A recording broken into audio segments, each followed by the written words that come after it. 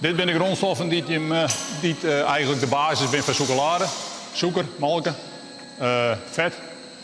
En de mengde grondstoffen die we vervolgens op de vierwals worden die meld. Ik ben hier ooit gekomen, toen was ik 20 hier, dus dat was 80. En toen ben ik hier eigenlijk gekomen als maaiwerker in een chocoladefabriek. En dan was ik gewoon inpakker, afvuller. En dat heeft een 14 jaar door. En toen is het bedrijf voortgegaan, het is verhuizen en het is naar Leeuwarden gegaan. En ik ben eigenlijk hier gebleven. En ik heb het pand en het wenhuis toen in de tijd van mijn baas gekocht. I'm looking for...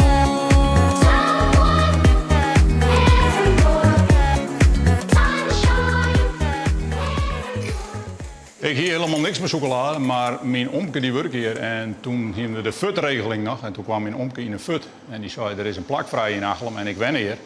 Hij zei, je dat net wat voor jou. En zo ben ik hier dus ooit gekomen. Nou, als de producten dus klaar binnen, dan kunnen we ze verschillend aanvullen. Soms is het voor de bulk, dat is voor de industrie. En op dit moment is alles voor de retail. Met al die potjes chocoladepasta die we maken voor op de ballen. En die worden hier al hier, de potjes worden erop zetten, die worden gevuld. Vervolgens worden ze een deksel erop draait. Dan komt er een etiket op met de houdbaarheidsdatum. Dan wordt het vervolgens op een pallet zetten en dan gaat het naar de koelcel. En dan wordt het koelen voor de nachtuur en dan de volgende dag verpakken we het. Dit is hoofdzakelijk wat je zegt, is eigenlijk het grote werk, industrie en bulkverhaal. En verderop hebben we dan nog een chocoladeatelier.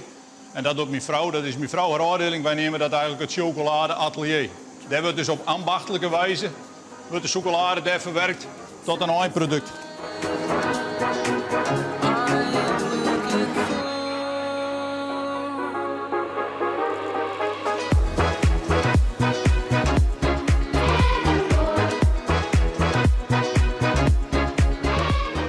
Maar eerlijk zeggen, chocolade, daar ben ik altijd, ik moet er heel goed om denken, want ik ken het wel niet als chips.